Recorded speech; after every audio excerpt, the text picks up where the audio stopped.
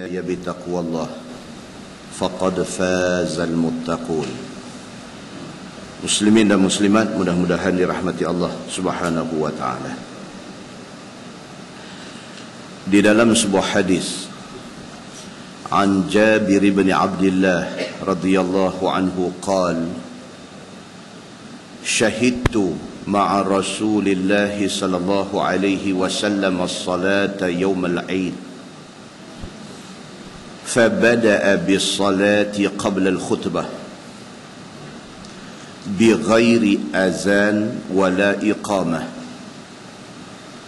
ثم قام متوكئا على بلال فأمر بتقوى الله وحث على طاعته ووعظ الناس وذكرهم ثم مضى النساء فوعظهن وذكرهن فقال رسول الله صلى الله عليه وسلم تصدقنا فإن أكثر فقامت امرأة من سقط النساء صفعاء الخدين فقالت لما يا رسول الله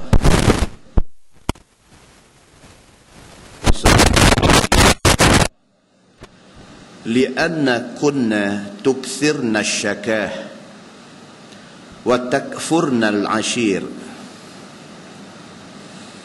قال فجعلنا يتصدقن من حليهن يلقين في ثوب بلال من أقرطتهن وخواتمهن أو كما قال. Hadis sahih riwayat Imam Muslim daripada Jabir bin Abdullah radhiyallahu anhu. Dan Jabir ni dia salah seorang daripada sahabat Nabi yang riwayat dia sangat detail tentang haji Nabi SAW. Pasal Jabir semasa Nabi SAW buat haji, kerja dia tuntun unta Nabi. Jadi dia tak jauh dengan Nabi. Sepanjang perjalanan daripada Nabi keluar daripada Madinah nak pergi ke Mekah untuk buat haji, dia duk tuntun unta. Jadi hampir semua benda yang dibuat oleh Nabi SAW sepanjang perjalanan haji itu dia ada catatan. Daripada Jabir bin Abdullah radhiyallahu anhu, kata dia, syahidtu ma'a Rasulillah sallallahu alaihi wasallam as-salata yawm al-'id. Dia kata ini satu pengalaman. Dia mengikuti Nabi SAW sembahyang raya. Ni yang istimewa sahabat Nabi ni, setiap benda, setiap kejadian, setiap apa yang berlaku mereka rekod, mereka catat.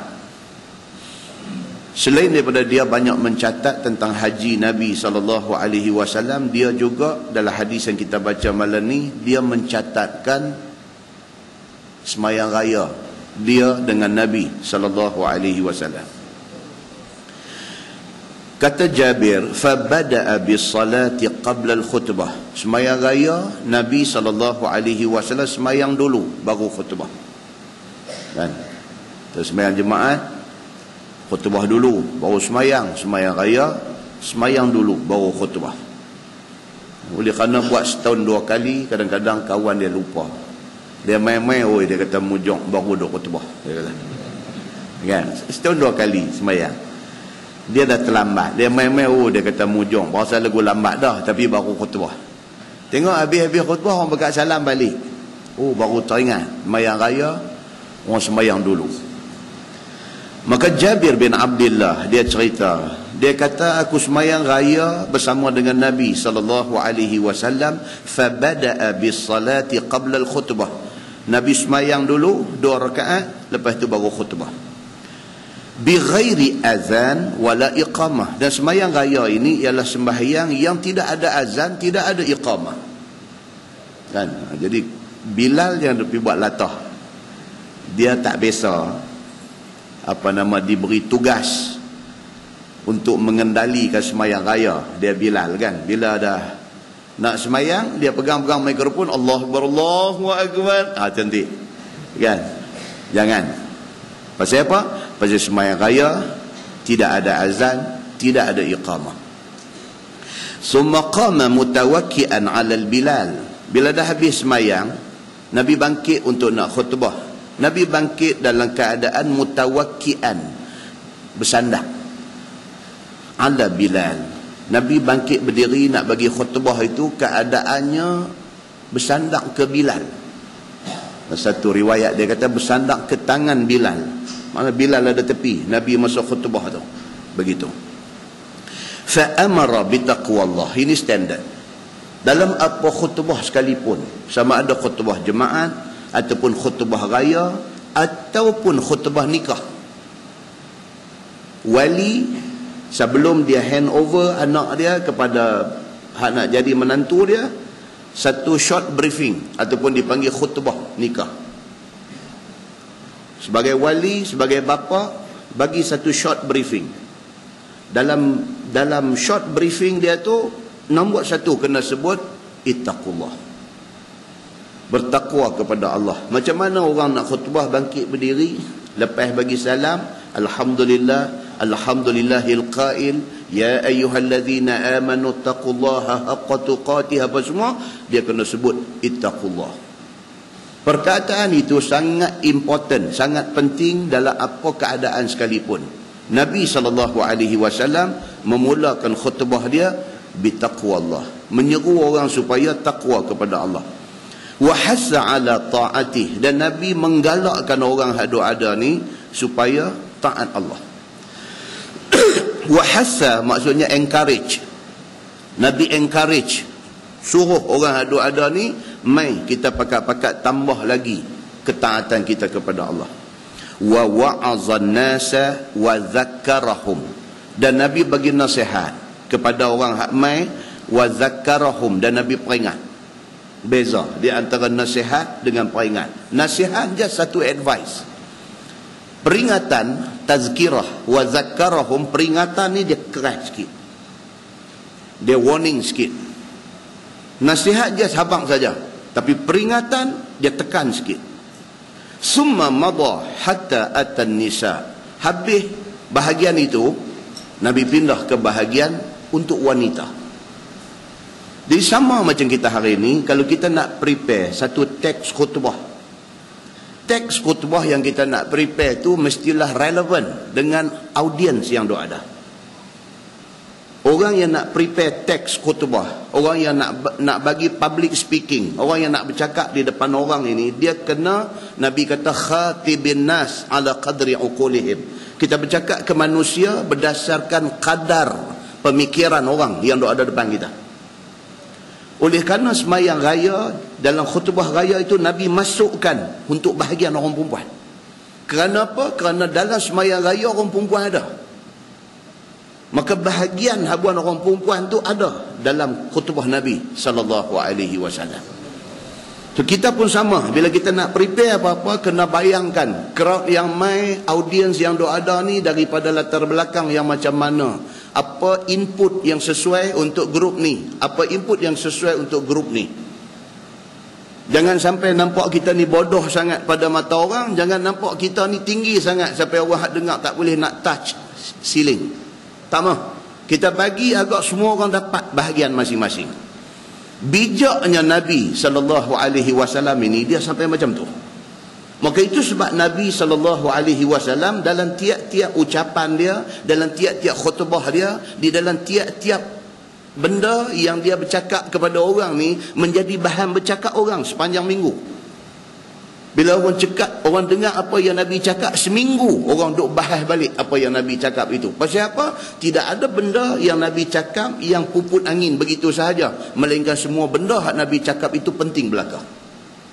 Ini bijaknya Nabi SAW. Maka Jabir bin Abdullah cerita benda ni. Jabir kata, aku semayang sama dengan Nabi SAW. Sembahyang itu sembahyang raya. Nabi SAW semayang dulu baru khutbah.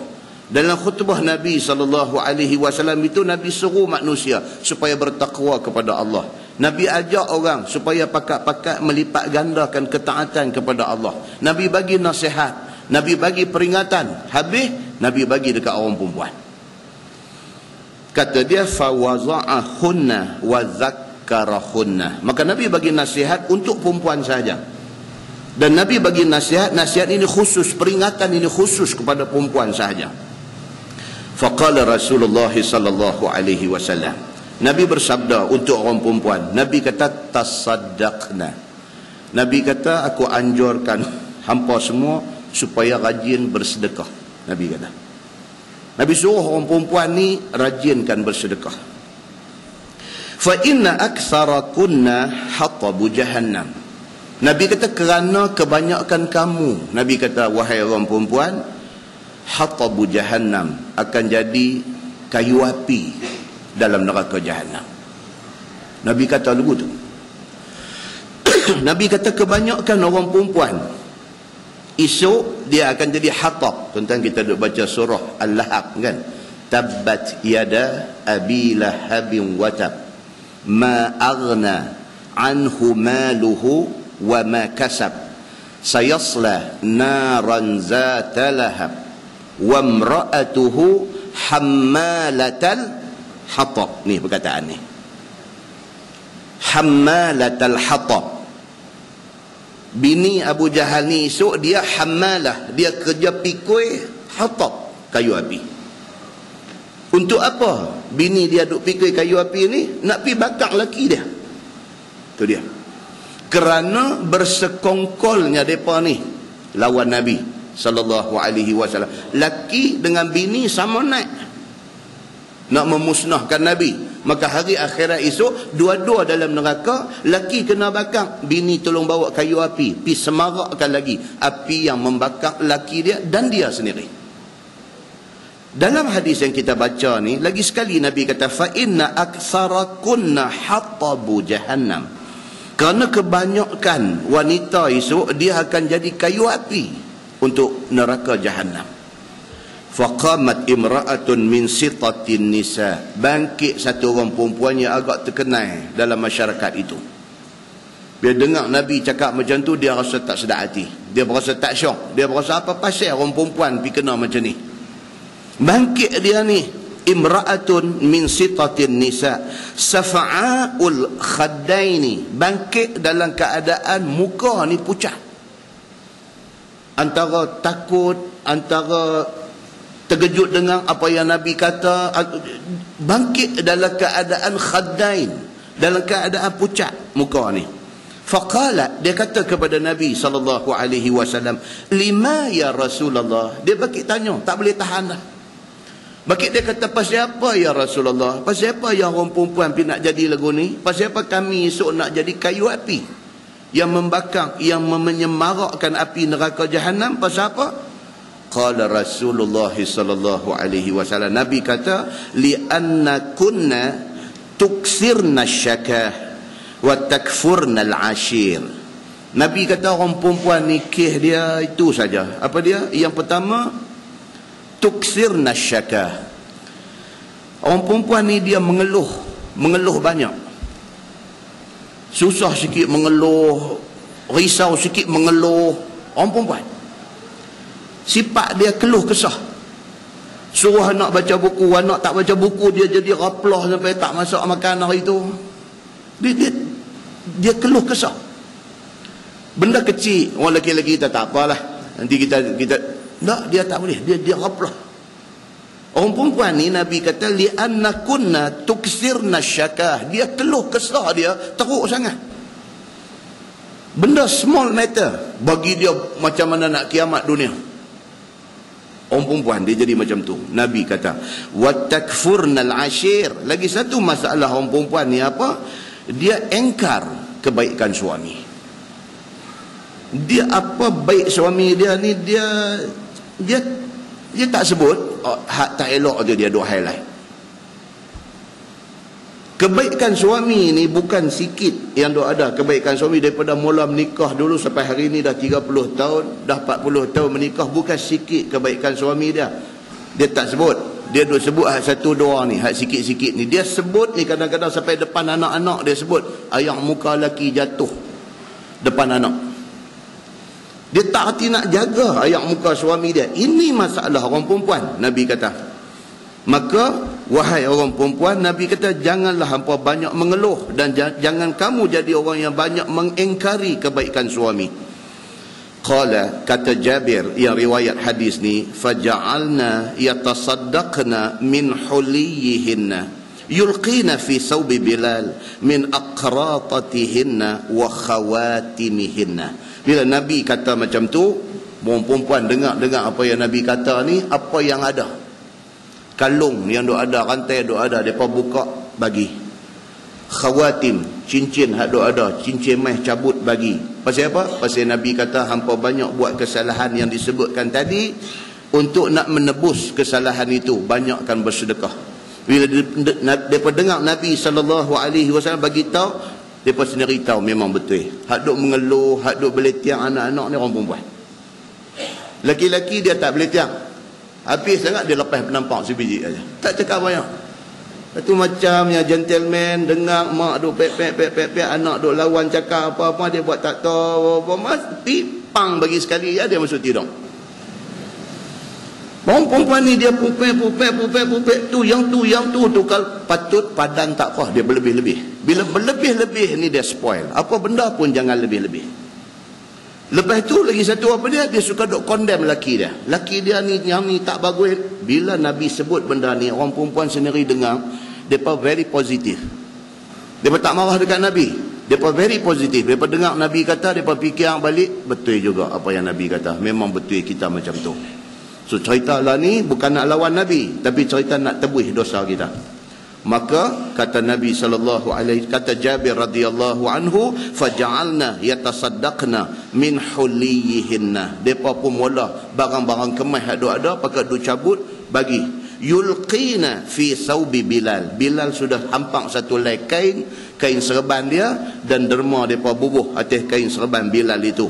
Dan semua itu menjadi penebus kepada dosa-dosa yang mereka buat. Muslimin dan muslimat yang dirahmati Allah sekalian, hadis itu hadis sahih riwayat Imam Muslim. Ini hadis ni cerita apa? Orang perempuan punya kelemahan. Laki-laki pun ada. Kadang orang perempuan ni tak puas hati daripada dengar lagu ni, awak selalu kami aja orang perempuan aja, awak orang lelaki ni bagus sangat dia dulu tu pula. Orang lelaki ni bagus semua ke? Dah hak kepiah longgang ni pun ramai dah ada. Hak kepiah longgang ni pun ramai dah ada. Hak baran tak entu punca di rumah ni pun ada. Balik jamu nasi lambat sikit tendang meja pun ada. Tapi tak sampai lagi hadis tu. Esok-esok kita baca. Begitu. Dalam sebuah hadis lain riwayat daripada Abi Sa'labah Al-Khushani radhiyallahu anhu.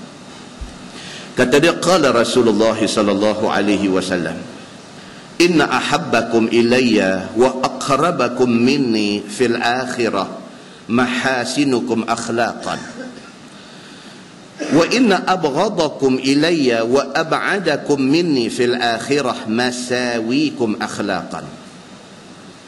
As-sarsarun al-mutafayhiqun al-mutashaddiqun, atau kama qala, hadis sahih riwayat Imam Ahmad. Daripada Abu Sa'labah Al-Khushani. Dan kita ni lama dah dengar ceramah agama, kuliah pengajian, bila dengar nama Sa'labah ni kita ingat siapa? Kita ingat, ada satu cerita sahabat Nabi nama Sa'labah. Konon-kononnya dia ni hidup susah miskin melarat. Konon-kononnya dia ni apa pun tak ada, sampailah dia ni ada kain sepasang tu aja yang kita pernah dengar. Ada kain sepasang tu aja. Kalau basuh kain tu, dia duduk dalam rumah tak keluar, kerana tak ada kain yang kedua. Sehinggalah satu hari jumpa Nabi, pergi mengadu susah dia kepada Nabi. Nabi kata kat dia apa? Aku boleh doa pada Allah untuk diberikan rezeki lebih kepada hang, tapi lebih rezeki ni membawa fitnah pada hang. Itu cerita yang kita duduk dengar lama dah, dan banyak kali dengar. Kononnya Nabi pun doa kepada dia, dan lepas tu Nabi bagi kat dia kambing 2 ekor jantan betina. Daripada 2 ekor tu membiak sampai dia jadi saudagar kambing. Sampai dia jadi kaya raya, dan kononnya dengan kerana kaya mengejut ni dia tak keluar zakat. Kononnya turun ayat perintah zakat ni kerana dia, kononnya. Dan kononnya bila orang pergi habaq dekat dia pun berasa menyesal. Nabi pun dah wafat, dia pergi jumpa Abu Bakar nak bayar zakat, Nabi tak mau. Sayyidina Abu Bakar tak mau. Pasal apa? Abu Bakar kata Nabi pun tak mau terima zakat hang, siapa aku nak terima? Tu cerita yang kita dengar. Mati Abu Bakar, macam tu juga dia pergi jumpa Umar nak bagi zakat dia. Umar kata siapalah aku berbanding dengan Abu Bakar. Kalau Abu Bakar tak mau terima zakat hang, siapa aku nak terima? Mati Sayyidina Umar. Naik Sayyidina Osman. Zaman Sayyidina Osman dia pergi jumpa, minta lagi nak bayar zakat. Osman kata no. Tak nampak jalan. Pasal apa? Abu Bakar, Umar tak terima zakat hang, macam mana aku nak terima? Dan kononnya Sa'labah ni akhirnya mati dalam kesengsaraan. Cerita tu kita dengar tak tahu berapa kali daripada berapa ramai ustaz, dan kita cukup ingat cerita tu. Tiba-tiba hari ini bila siasat-siasat, semok-semok, tak ada satu hadis pun cerita tentang benda ni. Nampak tuan-tuan? Dahsyatnya yang dikatakan benda-benda maudhu' ni. Dahsyat. Bahkan lebih menakutkan bila cek nama sahabat ni, sahabat yang bernama Sa'labah ni ahli perang Badar. Allahu Akbar. Habis Sa'labah mana ni yang kita duk cerita kata tak mau bayar zakat sampai mati zaman Sayyidina Osman sengsara mati ni. Sa'labah mana? Tak tahu. Tapi cerita tu kita dengar sangat dah. Istighfar kita banyak-banyak, astagfirullahalazim. Kalau kita yang pernah cerita, astagfirullahalazim, aku dulu cerita tanpa menyiasat asal usul kebenaran cerita ini. Bagi orang yang mendengar cerita, bila dengar pula yang barunya, tak ada pun cerita tentang sahabat yang nama Sa'labah tak mau bayar zakat, yang kesudahan hidup macam ni, tak ada pun. Kita anggap kata yang kita dengar ni hanyalah hikayat 1001 malam. Jangan dipanjangkan lagi cerita yang tidak ada asal usul ini. Cukup di situ sahaja. Nampak tuan-tuan? Itu di antara contoh kepada banyak contoh cerita yang pelik-pelik yang kita dengar dalam masyarakat yang tidak ada sabit daripada hadis Nabi sallallahu alaihi wasallam. Baik, yang ni dia nak main cerita satu sahabat yang bernama Abu Sa'labah. Abu Sa'labah Al-Khushani, dia kata Nabi sallallahu alaihi wasallam bersabda. Nabi kata, "Inna ahabbakum ilayya wa aqrabakum minni fil akhirah mahasinukum akhlaqan." Nabi sallallahu alaihi wasallam kata, orang yang aku cukup sayang. Nabi kata, orang yang aku cukup sayang, wa aqrabakum, dan orang yang hari akhirat esok dekat dengan aku. Tuan-tuan, di padang mahsyar esok kita duduk tak jauh dengan Nabi. Siapa dia orang ni? Nabi kata, mahasinukum akhlaqan, orang yang akhlak dia cantik. Dia ni masa di atas dunia, sebut nama dia, orang tahu ni orang bagus. Dia ni sebut nama dia, orang tahu kata ini orang dihormati. Pasal apa? Pasal peribadinya mulia. Nabi kata orang yang selama hidup di atas dunia akhlak baik, peribadi mulia, dihormati, respected person. Bukan kerana harta dia, bukan kerana pangkat dia, bukan kerana terkenal dia, tapi kerana baik dia, dia dihormati. Kalau orang ni masa di atas dunia dia macam tu, Nabi kata akhirat esok dia orang paling aku sayang, dekat dengan aku di hari akhirat esok. Nabi kata lagi, wa inna abghadakum ilayya wa ab'adakum minni fil akhirah masawikum akhlaqan. Nabi kata orang yang aku benci, orang yang aku tak suka, orang yang di hari akhirat esok jangan main dekat dengan aku. Siapa dia? Orang yang perangai huduh masa di atas dunia, akhlaknya keji masa di atas dunia. Sebut nama dia, orang tinggal tak ludah aja. Dia ni satu orang yang jahat di atas dunia. Nabi kata siapa dia orang yang jahat ini? Satu, Nabi kata as-sarsarun. Orang yang jahat ini yang pertamanya sarsar. Fa alif ra, fa alif ra. Sarsar. Kalau dalam bahasa kita ni, orang yang talkative, banyak bercakap, tetapi cakap dia nonsense. Ini dia panggil sarsar dalam bahasa Arab. Dia ni sarsarun, di kalangan orang-orang yang jenis tu, cakap banyak tapi tak ada isi. Satu orang yang bercakap tapi kosong, suara dia di mana-mana, dengar suara dia, tapi tak ada satu manfaat boleh ambil daripada cakap-cakap dia. Ini orang Nabi benci, jauh dengan Nabi di hari akhirat. Yang kedua, mutafaihiqun. Golongan kedua yang Nabi benci dan di hari akhirat esok jauh daripada Nabi, mutafaihiqun, iaitu orang yang bila bercakap suka penat suara bagi orang tengok dia. Kalau di rumah kenduri itu dengar suara tu suara dia, dia saja dia raise up dia punya suara nak attract perhatian orang mai kat dia. Tak apa-apa. Nabi tak suka orang ini, dan Nabi kata aku tak mau dekat dengan dia di hari akhirat esok. Yang ketiga, wal mutasyaddiqun. Syirkun dalam bahasa Arab ni kita ni dia panggil syirkun. Jaw. Apa?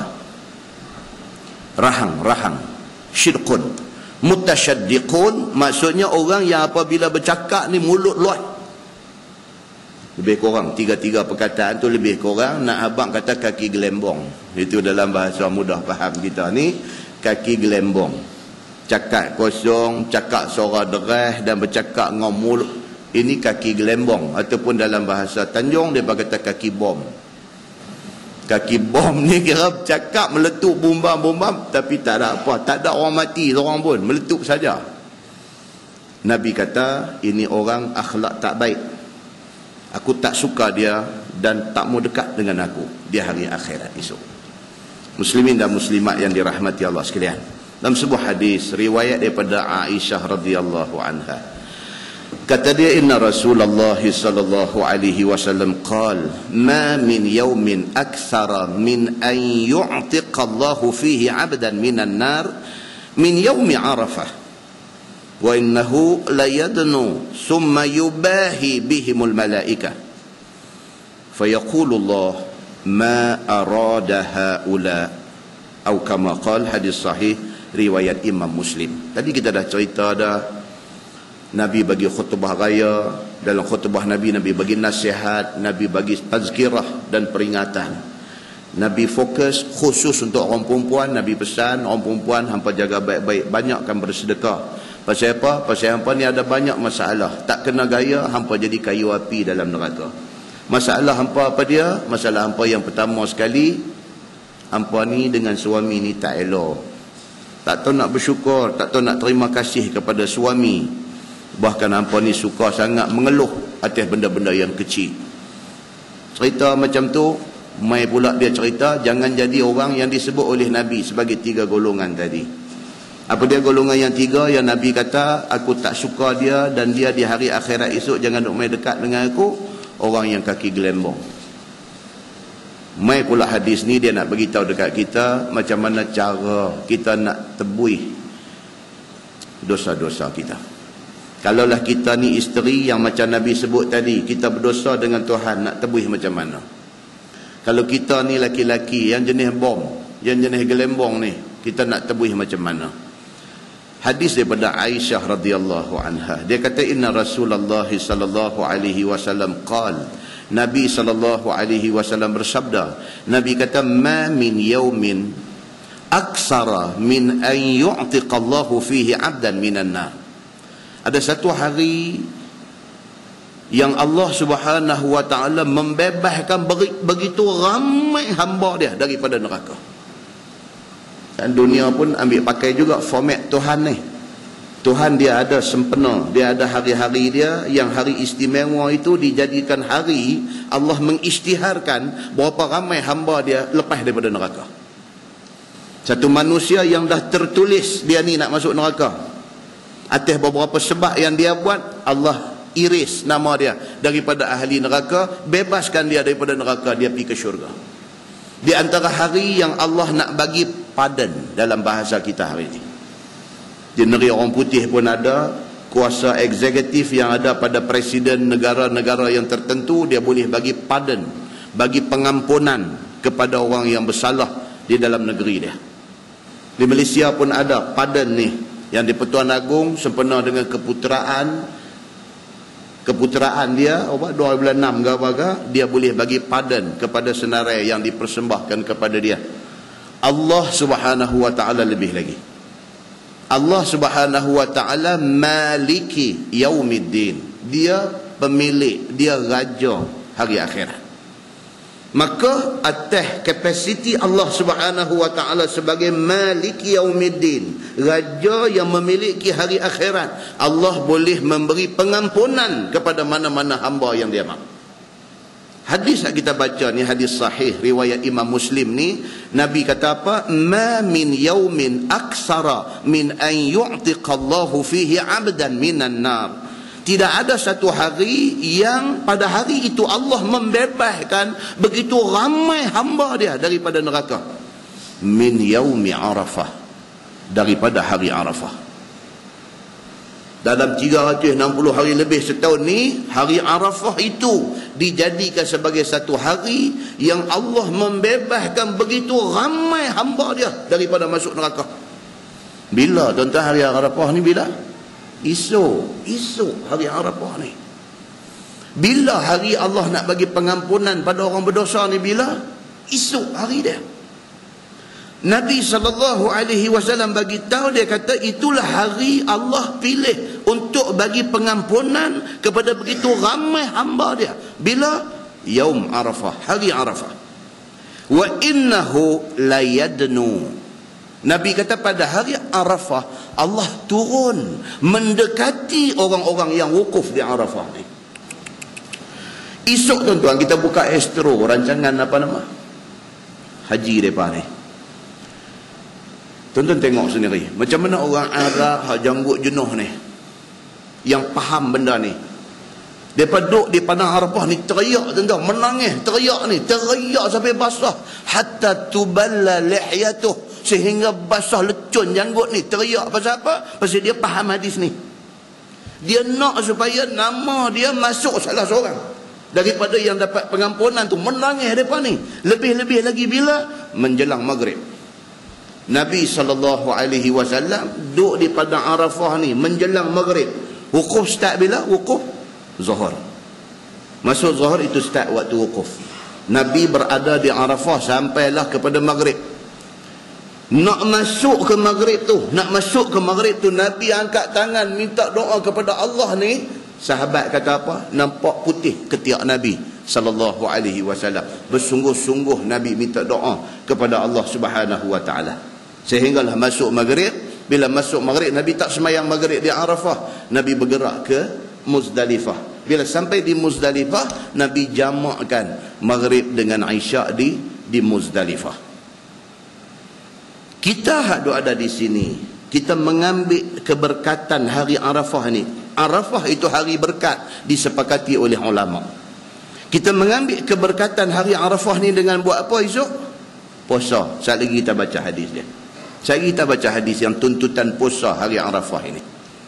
Nak ceritanya, Nabi SAW kata apa? Hari Arafah adalah hari yang Allah pilih untuk dijadikan satu hari istimewa, di mana pada hari itu Allah tidak pernah mengampunkan begitu ramai hamba dia daripada masuk neraka, keluar neraka ke syurga. Hari itulah hari yang paling ramai Allah bagi pengampunan. Bahkan wa innahu layadnu, bahkan Allah turun mendekati orang yang berada di Arafah ni. Summa yubahi bihim al malaikah, Allah berbangga di depan malaikat semua. Ni hamba aku, 3 juta orang, 4 juta orang bersabar menunggu giliran untuk nak mai buat haji, berada di sini semata-mata apa dia? Mengharapkan keredaan aku. Ada apa tuan-tuan? Pergi Mekah buat haji ni ada apa? Pergi sana satu lembah gondol. Yang kata Mekah ni bukan ada apa pun. Satu lembah gondol, pokok pun tak ada. Yang ada bukit batu pejai. Yang ada di sana Kaabah. Semata-mata pasal Quran kata wa'adzin fin nasi bil hajj ya'tuka rijalan wa ala kulli dhamir ya'tina min kulli fajjin amiq. Pasal itu aja. Tuhan kata dalam Quran wa'adzin fin nas, seru manusia bil hajj, suruh buat haji. Ya'tuka rijalan, depa akan mai untuk buat haji di Mekah ni rijalan, walaupun terpaksa jalan kaki. Geng-geng yang duduk dekat border-border Saudi ni mai pukul kaki aja, jalan kaki aja. Bukan dapat duit pun, habis duit lagi. Bukan dapat apa pun, habis tenaga lagi. Tapi dia mai juga. Pasal apa? Pasal seruan itu dibuat oleh Allah Subhanahu wa taala. Wa ala kulli dhamir, Tuhan kata, dan ada yang nak pergi Mekah ni naik unta dhamir, unta yang asai gemuk jadi kurus kerana jauh perjalanan. Manusia pi semata-mata kerana panggilan Allah Subhanahu wa taala. Sampai di sana bukan ada apa pun. Dengan hari ini duduk hotel jauh, berjalan kaki setengah jam nak sampai ke Masjidil Haram. Semata-mata nak semayang, ada time nak tawaf sunat. Itu saja. Itu saja aktiviti di Mekah. Lain tidak ada. Tapi manusia yang pi nak pi lagi.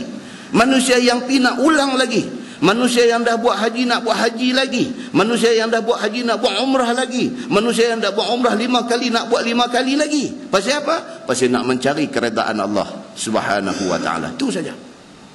Kesusahan, kepayahan, habis duit dan sebagainya, manusia nak pi. Cerita dia yang tu. Maka Allah bangga dengan orang macam ni. Summa yubahi bihim al-malaikah. Allah turun mai dekat dengan orang yang wukuf di Arafah. Allah berbangga dengan orang yang mai buat haji ni. Di depan semua malaikat dia hak ada ni. Fayaqulullah. Tuhan kata apa? Ma arada haula. Tuhan kata depa ni yang mai duk tengah panas, yang mai duk berimpit-rimpit nak masuk pancong susah ni, ma arada haula, depa mau apa? Tuhan tanya. Maksud hadis tu apa dia? Tuhan kata depa mau apa? Aku nak bagi. Itu maksud dia. Minta, aku akan bagi. It's a matter of time. Aku nak bagi cepat atau aku nak bagi lambat. Tapi apa dia minta aku bagi? Kalau aku tak bagi atas dunia, akhirat aku bagi. Muslimin dan muslimat yang dirahmati Allah sekalian, itu yang dikatakan kelebihan Yom Arafah, hari Arafah esok. Dalam sebuah hadis riwayat daripada Abi Qatadah radhiyallahu anhu, qala Rasulullah sallallahu alaihi wasallam, siyam yaum Arafah ahtasibu 'ala Allah an yukaffira as-sanata allati qablah was-sanata allati ba'dah. Atau kama qala, hadis sahih riwayat Imam Muslim daripada Abi Qatadah radhiyallahu an. Dia kata Nabi sallallahu alaihi wasallam bersabda, sabda Nabi, siyam yaumi Arafah, puasa hari Arafah esok. Maknanya siapa memilih untuk nak puasa sunat esok, puasa sunat hari Arafah, ahtasibu 'ala Allah. Nabi kata aku minta kepada Allah, aku mohon kepada Allah, siapa yang buat puasa pada hari Arafah ni, an yukaffira sanata allati qablah, supaya diampunkan dosa dia setahun lepas. Dalam syarah kepada hadis Muslim ini, dia kata apa? Dia kata maksudnya genap setahun. 360 hari itu full. Dalam tempoh itu, kalau sekiranya dia ada buat dosa kecil, Nabi SAW kata ahtasibu 'ala Allah, aku mohon kepada Allah supaya siapa yang buat puasa pada hari Arafah, setahun dosa kecil dia yang sebelum ni diampunkan. Nabi tolong minta dekat Allah. Wassanata allati ba'dah, dan setahun ke depan kalau dia ada dosa kecil, ampunkan dia. Tuan-tuan, macam tu punya power hadis. Kalau esok tak puasa juga, oh, karut betul kita ni. Kalau esok tak puasa juga, karut betul kita ni. Kan, kita kira-kira balik malam ni umur dah 50. Dalam umur 50 ni baru berapa kali buat puasa Arafah. Oh, karut lah. Kalau esok tak buat, karut. Pasal apa? Pasal tak tahu hari Arafah ke depan ada ke tak lagi, kita tak tahu. Esok kalau ada, puasa. Jangan tak puasa. Mudah-mudahan mukadimah itu memberi manfaat kepada kita, insya-Allah. Kita menggunakan Bahrul Mazi jilid 4.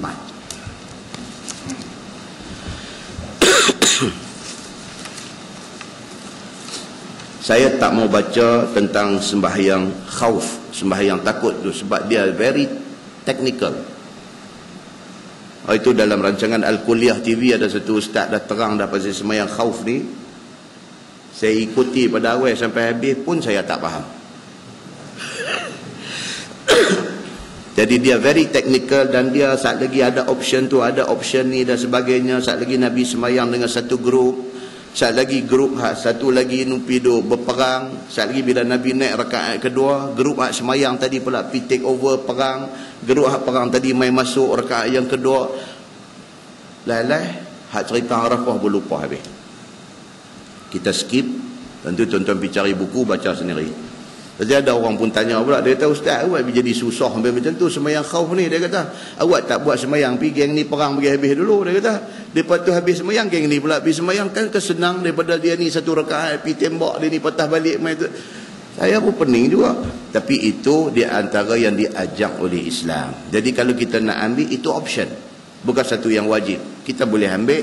Dan mungkin zaman Nabi SAW, sahabat-sahabat yang pergi perang tak mau lepas peluang semayang dengan Nabi, tak mau lepas peluang, maka dia pernah berimam dengan Nabi SAW. Kan? Macam orang tanya hari ni lah, dia kata, ustaz, apa hukum tu? Dia kata tu polis Saudi tak semayang jemaat tu. Saya kata, mana hang tahu polis Saudi tak semayang jemaat? Dia kata TV duk tunjuk semayang jemaat, ada 6 orang polis duk keliling tu imam, dia tak semayang. Dia kata boleh lain semayang lah, tu 6 orang tu duk jaga tu imam, tengok keliling aja. Tu imam baru Assalamualaikum warahmatullahi. Cuy, seorang bangkit pergi dah nak picum Hajarul Aswad. Lompat picum, kata polis kira nak tangkap dia. Ingat dia nak main luku kepala tu imam. Kan rupanya dia nak pergi kucuk aja, nak takut yang tu. Kerana keselamatan imam itu, maka 6 orang dikecualikan. So next Jumaat dia tukar 6 orang lain pula. Another Jumaat dia tukar 6 orang lain pula. Depa ni miss Jumaat itu, depa buat zuhur 6 orang depa. Pasal apa? Ada faktor-faktor keselamatan. Begitu. Baik. Now kita masuk muka surat 62. 62 bab fi sujudil Quran. Itu bab pada menyatakan sujud tilawah ataupun sujud sajdah. Sujud kerana bacaan Al-Quran. Ketahuilah saudaraku bahawa sujud tilawah telah datang syarak pada suruh kita buat. Dia ada macam-macam nama. Sujud tilawah, sujud sajdah, sujud apa lagi dia panggil? Sujud tilawah, sujud sajdah, lagi apa? Dia ada 2-3 macam nama ni tentang sujud apabila kita jumpa ayat sajdah disuruh sujud ini. Dan telah dikeluarkan oleh muhaddisin. Muhaddisin maksudnya ulama hadis. Akan beberapa hadis yang mengisbatkan sujud tilawah itu. Mengisbatkan maksudnya mensabitkan. Macam kita tengok kes-kes perbicaraan, sabit kesalahan. Sabit maksudnya confirmkan, kata dia memang commit benda tu, dia buat benda tu. So dia kata ada banyak hadis yang mensabitkan amalan sujud tilawah ini. Nampak tuan? Dalam Islam is very particular, very particular. Kita nak buat apa pun amalan yang kita nak claim kata amalan itu Islam, dia mesti sabit daripada nas.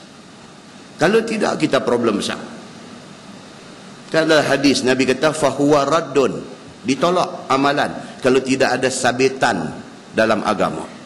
Whatever kita nak buat, bila kita claim kata benda tu amalan agama, orang akan tanya nas. Contoh, dia kata sahabat kita hari tu nak turun pergi haji, tak ada siapa bang pun. Baik, bang nak pergi haji ni adakah amalan yang sabit daripada nas? Itu persoalan dia. Ni cerita nak turun pergi Mekah ni, bang betanak ni, adakah hadis kata disuruh bang untuk orang pergi Mekah? Bila kita claim kata amalan itu amalan agama, nasnya mana? Bila tidak ada nas, kita tengah-tengah, kita nak jawab tak boleh. Tak ada kata bila kita nak bawa turun mayat daripada rumah, bila nak bawa turun ni satu macamnya baca langkah setapak lagi, baca langkah setapak lagi, baca langkah setapak, dia duk masuk gear 1, gear 2, gear 3 ni. Ini amalan ambil di mana? Dia tanya, kita nak jawab apa? Kita tak boleh jawab. Dia kata tu duk tanya banyak-banyak, saya pun tak tahu orang duk buat lagu tu. Itu bukan sabit daripada agama. Ini benda yang dia nak beritahu di sini. Benda ni kecil aja, jumpa ayat sajadah sujud. Benda kecil, kalau tak sujud tak berdosa pun. Tapi nak sujud tu ada tak sabitan dalam agama. Ini yang dia kata.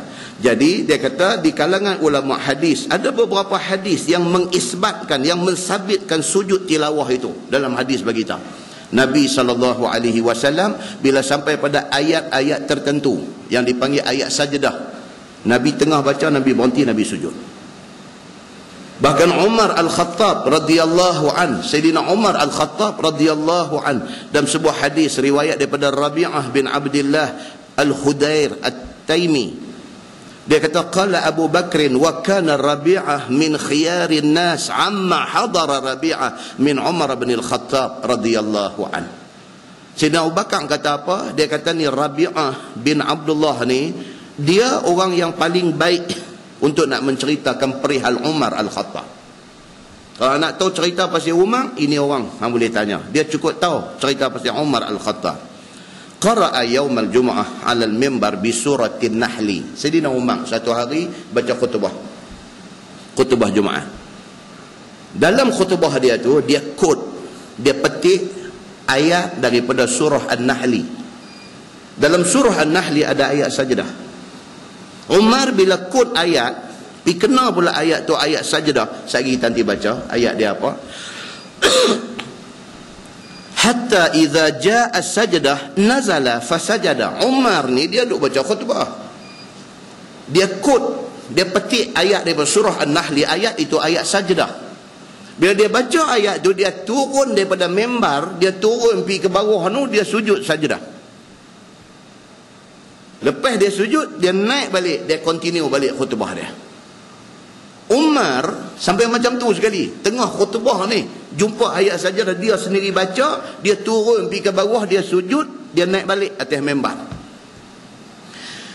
Hatta idza kanat al-jum'atul qabilah. Orang pun bila tengok Umar buat macam tu, Umar turun daripada mimbar mai sujud, orang pun pakat sujud. Pasal apa? Pasal dia khalifat Rasulillah, pasal dia khalifah Rasulillah. Pasal apa? Pasal Nabi bagi tahu, ashabi kan nujum, sahabat aku macam bintang, hampa pandu ke sahabat aku. Bila Umar buat macam tu, sahabat yang duk dengar khutbah pun dia sujud, dia pakat sujud. Dia naik, dia continue khutbah, dia sambung balik khutbah dia. Dia kata hatta idza kanat al-jum'atul qabilah, mai jemaah yang minggu depan pula, mai Jumaat yang lagi sekali, qara'a biha, lagi sekali Umar baca ayat tu lagi. Dia baca ayat daripada surah An-Nahli, ayat sajdah tu, mai tang ayat sajdah dia baca. Hatta idza jaa sajdah, sampai ke ayat sajdah, faqala Umar ya ayyuhan nas inna namurru bis sujud faman sajada faqad asaba wa man lam yasjud fala ithma alaih. Umar tak turun, tak sujud macam minggu lepas. Umar kata pula ya ayyuhan nas, dia kata wahai orang ramai semua, innama namurru bis sujud, tadi kita baru lalu ayat tentang sajdah, tentang sujud. Dia kata faman sajada, siapa yang bila dengar ayat tu ataupun baca ayat tu, dia dua-dua, orang baca dan orang dengar. Siapa yang baca ataupun dengar dan dia pilih untuk sujud, faqad asabah, Umar kata dia dapat pahala. Wa man lam yasjud, tapi kalau siapa yang baca ayat sajdah ataupun dengar tapi dia tak sujud sajdah, fala isma alaih, tak ada dosa apa. Dia kata dia saja nak educate, dia saja nak ajak ni orang hadu ada ni. Ayat ni ayat sajdah. Bila kita jumpa ayat sajdah, sujud itu dapat pahala. Kalau tak sujud tak berdosa. Dia nak ajak kepada orang hadu ada ni. Walam yasjud Umar radhiyallahu anhu. Pada minggu yang itu Umar tidak sujud. Umar tidak sujud. Maknanya dia nak bagi tahu dekat kita tentang yang kata perintah sujud sajdah ini. Begitu keadaan dia. Hukum dia apa dia? Sunat. Hukum dia sunat. Kalau tak sujud jadi dosa ke? Tak jadi dosa. Kalau pagi jemaat tak buat sujud sajdah, tak apa ke? Tak ada apa-apa. Kan betapa salah fahamnya sebahagian daripada anggota masyarakat ni, bila mai pagi jemaat dia pergi masjid, dia pergi surau tak buat sujud sajdah, dia galak tu lah, ya Allahu Akbar. Dia keluar pergi pakai kasut, pihak kanan dia pakai lik kiri, kiri pakai lik kanan, dia replah ni pasal tak buat sujud sajdah ni. Dia kata awak dia lupa ke pagi jemaah ni dia garu sampai jatuh kulit-kulit kepala ni jatuh. Dia duduk pasal apa dia tak buat ni. Kalau kita pergi Mekah, kita pergi Madinah, adakah tiap-tiap, adakah every Friday morning depa buat sujud sajadah? Dah. Hari nak jadi habuan kita ada. Hari tak ada. Pasal apa lagu tu? Pasal Nabi pun macam tu. Nabi tidak buat every Friday morning. Tetapi kalau Nabi nak buat, Nabi pilih Friday morning. Itu cerita dia. Jadi, cerita membaca ayat sajadah ini adalah satu cerita yang bukan wajib pun. Dan kalau baca dan kita pilih untuk sujud, itu faqad asaba. Sayyidina Umar kata dapat pahala. Tapi siapa yang baca dan saja dia tak mau sujud, fala isma alaih. Tidak ada dosa bagi dia. Baik, cuba kita tengok masalah. Hadis dia kata, dan setengah daripadanya dikeluarkan oleh Imam At-Tirmizi. Hadis dia an Abi Darda radhiyallahu anhu qala sajadtu ma'a Rasulillah sallallahu alaihi wasallam 11 sajdah minha allati fi najmi. Diriwayatkan kepada satu sahabat Nabi sallallahu alaihi wasallam, nama dia Abu Darda radhiyallahu anhu. Telah sujud aku serta Nabi sallallahu alaihi wasallam 11 kali sujud. Setengah daripadanya ialah pada ayat yang ada di dalam surah An-Najmi. Dan pada bab ini ada riwayat daripada Ali dan Ibni Abbas dan Abi Hurairah dan Ibni Mas'ud dan Zaid bin Thabit dan Amru bin Al-As, dan kata hadis Abu Darda itu hadis yang gharib. Itu hadis dia kata. Baik, masalah sujud tilawah itu apa hukum dia? Apa hukum? Kata Imam Syafi'i di dalam kitab dia kemudian daripada didatangkan beberapa hadis yang menjadi tempat ambil dalil atas sujud tilawah. Kata Imam Syafi'i, sujud tilawah itu tiada ia wajib. Kita tahu dah tadi. Sujud tilawah itu tak wajib pun. Dan kami suka jangan ditinggalkan dia. Imam Syafi'i kata tak wajib, tapi kalau boleh janganlah tak sujud. Bila jumpa ayat sajadah, sujudlah. Tapi tak wajib. Tapi Imam Syafi'i kata, aku suka kalau bila jumpa ayat itu, kita sujud. Kerana bahawasanya Nabi SAW sujud ia pada surah An-Najmi dan meninggalkan ia. Kerana Nabi sendiri, ada waktu Nabi baca surah itu, bila mai ayat sajadah Nabi sujud. Ada waktu Nabi tak sujud. Dalam sebuah hadis riwayat, cerita tentang Ubay bin Ka'ab, ada satu riwayat kata Zaid bin Thabit baca ayat tu di depan Nabi sallallahu alaihi wasallam. Bila sampai tang ayat sajadah, sahabat yang baca tak sujud dan Nabi yang dengar pun tak sujud. Jadi adakah tak disuruh sujud? Itu masalahnya. No, dia kata bukan tak disuruh sujud. Itu nak menunjuk kata apa? Sujud pun tak apa, tak sujud pun tak apa. Tapi kalau sujud, itu lebih baik. Nabi tak sujud tu pasal apa? Pasal Nabi nak bagi tahu dekat kita, umat di kemudian hari, bahawa benda itu sunat. Begitu. Kata Imam Nawawi dalam syarah Muslim, dan sesungguhnya telah ijma' ulama' atas sujud tilawah itu. Dan iaitu di sisi kita dan di sisi jumhur sunat dan tiada ia wajib. Dia ulang yang itulah, doa abang kata benda tu sunat, bukannya wajib. Dan di sisi Abu Hanifah radhiyallahu anhu wajib, tetapi tiada fardu. Tu dia. Imam Abu Hanifah dia kata wajib. Bila dengar aja ayat sajadah, orang yang baca pun wajib sujud, orang yang dengar pun wajib sujud. Itu Abu Hanifah. Abu Hanifah ni dia witir pun wajib. Dia benda-benda macam ni dia cukup jaga. Pasal apa? Pasal hadis menceritakan tentang witir ni, cerita Nabi bukan kata tak tinggal witir. Ketika musafir pun Nabi buat witir. Bahkan hadis cerita Nabi sampai detik-detik akhir hidup dia nak wafat pun Nabi tak tinggal witir. Jadi Imam Abu Hanifah mazhab Hanafi dia buat kesimpulan kata witir wajib. Witir wajib. Tetapi tidak fardu. Fardu ni apa? Hak 5 waktu.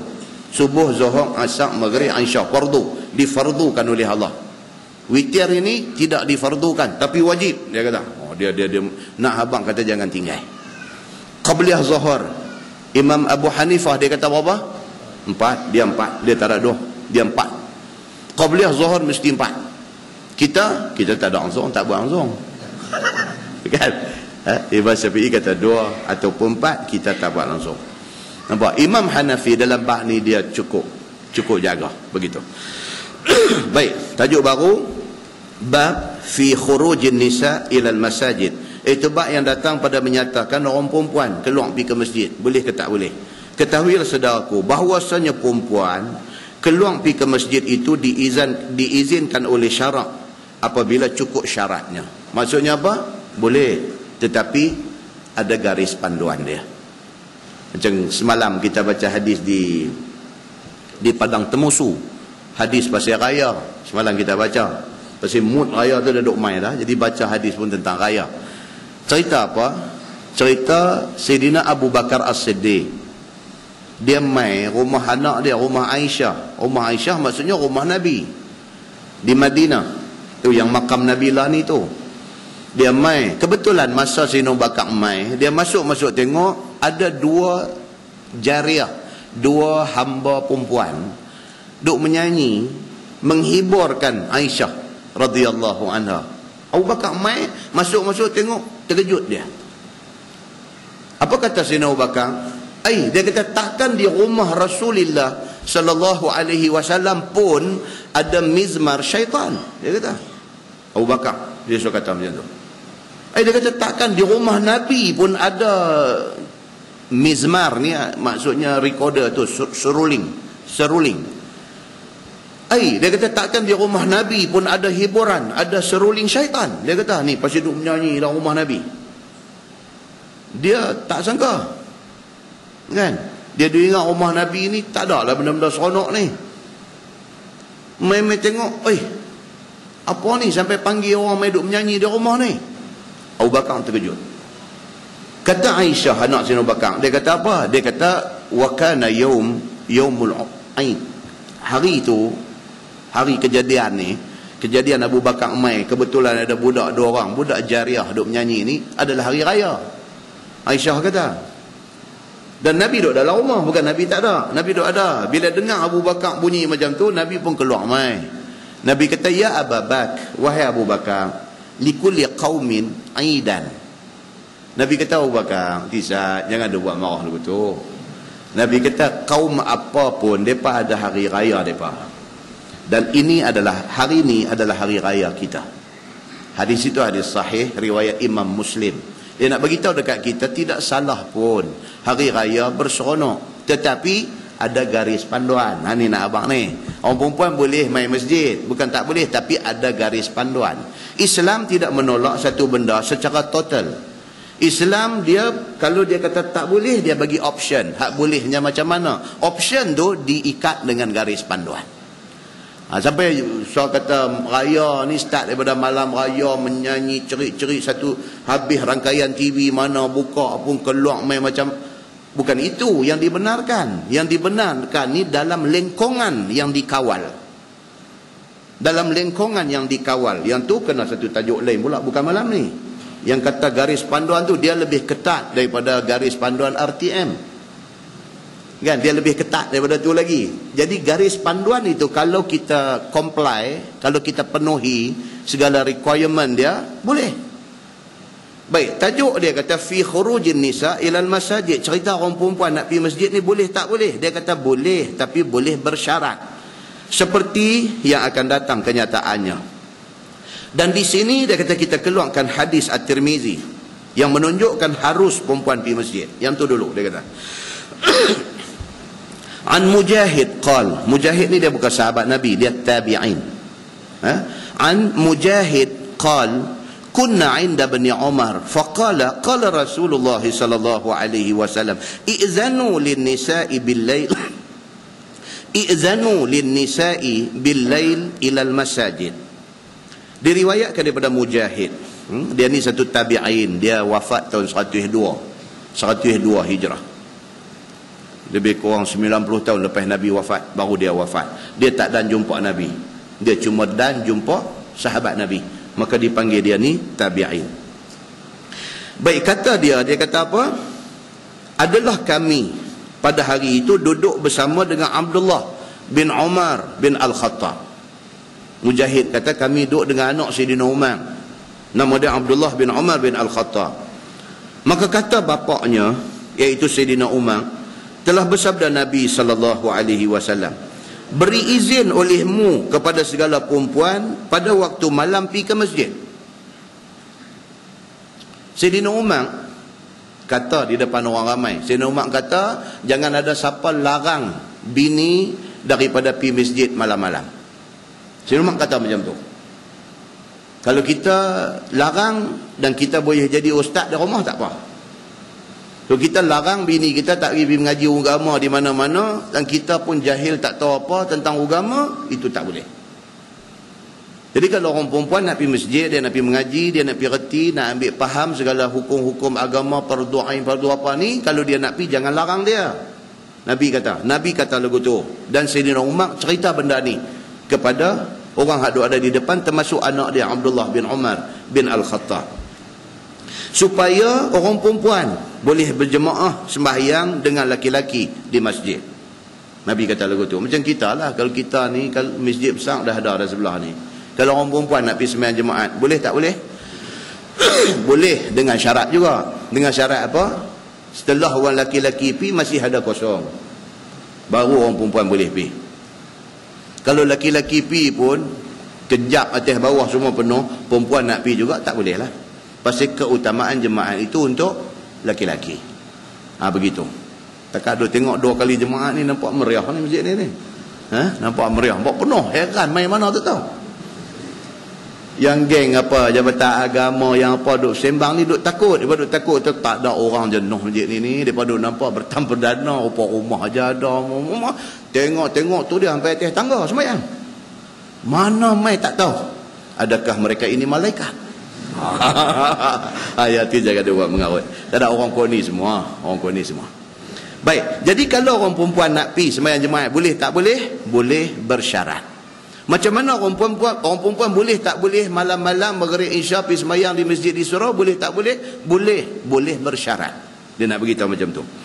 Dia kata apa? Beri izin. Nabi SAW kata, beri izin olehmu kepada segala perempuan pada waktu malam pergi ke masjid, supaya mereka boleh berjemaah dengan laki-laki. Apabila didengar oleh anak Sayyidina Umar yang bernama Abdullah akan kata bapaknya yang demikian, lalu disahutnya. Anak Sayyidina Umar nama dia Abdullah bin Umar bin Al-Khattab. Bila dia dengar pak dia kata Nabi kata bagi izin orang perempuan pergi sembahyang di masjid malam-malam. Bila pak dia kata Nabi kata macam tu, dia objek pak dia bangkang pak dia. Anak Sayyidina Umar Al-Khattab ni sudah bangkang bapak dia. Kata dia, faqala ibnuh, kata Mujahid, maka berkata anak Sayyidina Umar ni, wallahi la ta'zan lahunna yattakhidnahu daghalah. Dia pergi kata lagu tu ke pak dia. Maka kata anaknya Abdullah bin Umar itu, wallahi, dia kata demi Allah, jangan kita izinkan bagi orang perempuan pergi keluar ke masjid malam-malam. Dia objek pak dia. Nampak macam objek pak dia, tapi sebenarnya dia objek siapa? Dia objek Nabi. Pasal Nabi yang suruh, pak dia tolong habang aja. Bila dia objek, dia bangkang pak dia, bermakna dia bangkang Nabi SAW. Dia terus bangkit, dia kata ke pak dia kata wallahi, dia kata jangan bagi orang perempuan keluar rumah malam-malam walaupun nak pergi masjid. Jangan bagi, apatah lagi pasal malam. Kan? Kalau masjid pun tak boleh, pasal malam lagi tak boleh lah. Kan? Itu maksudnya. Jikalau ke masjid sekalipun, dia kata jangan bagi. Ni kata anak Sayyidina Umar. Kerana apabila diizinkan orang perempuan pergi ke masjid malam-malam, nescaya mengambil mereka itu akan masjid itu sebagai gompong, yakni tempat berkelip. Tu dalam bahasa Arab tadi, yattakhiznahu daghalan. Daghalan ni kita kata apa? Dia excuse. Dalam bahasa ni kita mudah kata excuse. Kebenaran yang kita bagi kepada mereka untuk pergi masjid malam tu, mereka akan guna itu sebagai satu excuse untuk mereka keluar daripada rumah, tapi mereka pergi ke lain. Itu maksud anak Sayyidina Umar. Dia abang kat lelaki dia kata, abang, saya malam ni ada mengaji di masjid Fahim, saya nak pergi. Laki dia kata pi ya, tengok-tengok pi pasal malam belah betul. Duduk dah sana rupanya. Oh, jadi yang kata pi masjid takut yang tu. Takut yang tu.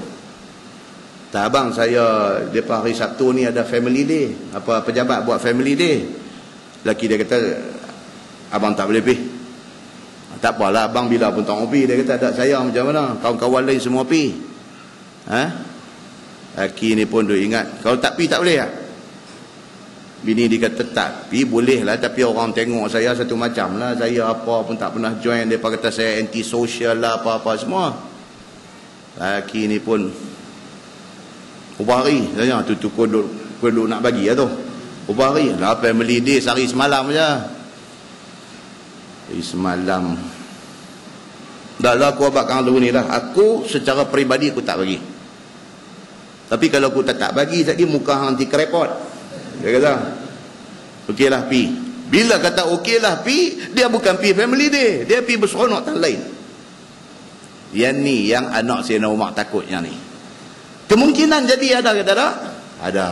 Kemungkinan tu ada. Tapi hak tak jadi ramai. Hak jadi satu dua saja. Jadi anak Sayyidina Umar Al-Khattab ni dia takut yang ni. Bukan niat dia nak bangkang kebenaran yang Nabi bagi, tapi dia takut. Benda ni dia kata precaution. Precaution dia sebelum pi jadi karut baik kita kontrol sikit. Macam tu. Maka anak dia ni, anak Sayyidina Umar ni dia kata wallahi dia kata saya tak setuju membenarkan orang perempuan pergi masjid malam-malam.